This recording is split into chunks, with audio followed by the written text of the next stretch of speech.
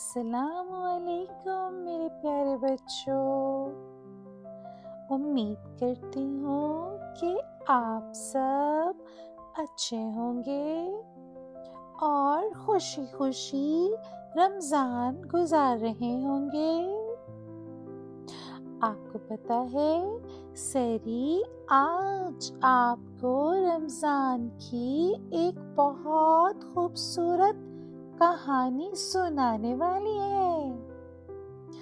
क्या आप जानते हैं कि रमज़ान में कुरान पाक पढ़ने की कितनी बरकतें होती हैं? ये वो महीना है जिसमें अल्लाह ताला ने हमें कुरान पाक अता किया और जब हम इसे पढ़ते हैं तो हमारा दिल नूर से मुनव्वर हो जाता है। आज की कहानी में एक नन्हा बच्चा अजान अपनी अम्मी से कुरान पाक सीखने में मदद हासिल करता है।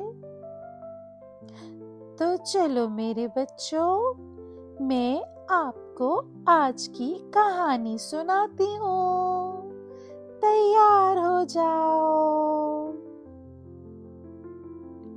एक नन्हा सा बच्चा आजान था। वो कुरान पाक पढ़ने की कोशिश कर रहा था। अब देखते हैं कि उसे कैसे मुश्किल पेश आई और उसकी अम्मी ने उसको क्या सबक सिखाया।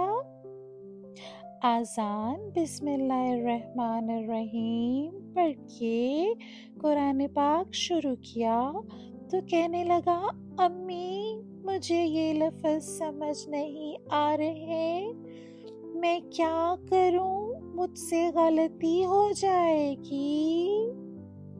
उसकी अम्मी नरमी से कहने लगी, कोई बात नहीं आजान बेटा, कुरान पढ़ने में अगर मुश्किल आए तो घबराना नहीं चाहिए।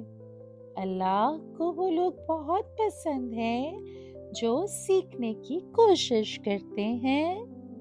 चलो मेरा बेटा, मैं तुम्हारी मदद करती हूँ। कुछ वक्त के बाद अजान ने अपनी अम्मी को कुरान पाक पढ़ते हुए देखा तो पूछने लगा, अम्मी जान आप रोज इतना कुरान पाक क्यों पढ़ती हैं? उसकी अम्मी मुस्कुराते हुए आजान को बताने लगी कि बेटा रमज़ान में कुरान पढ़ने का सवाब कई गुना ज़्यादा होता है। ये हमारे दिल को सुकून देता है और हमें अल्लाह के करीब ले जाता है।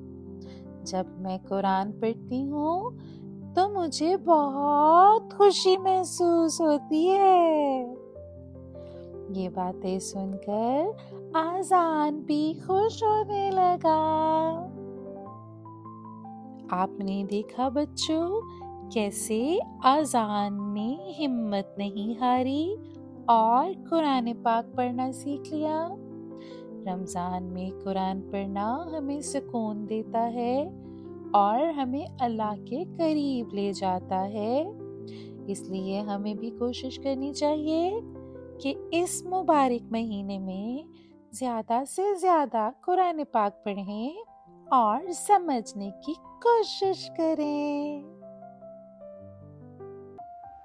अगर आपको मेरी वीडियोस पसंद आ रही हैं तो मेरे चैनल को लाइक, शेयर और सब्सक्राइब करना मत भूलिए।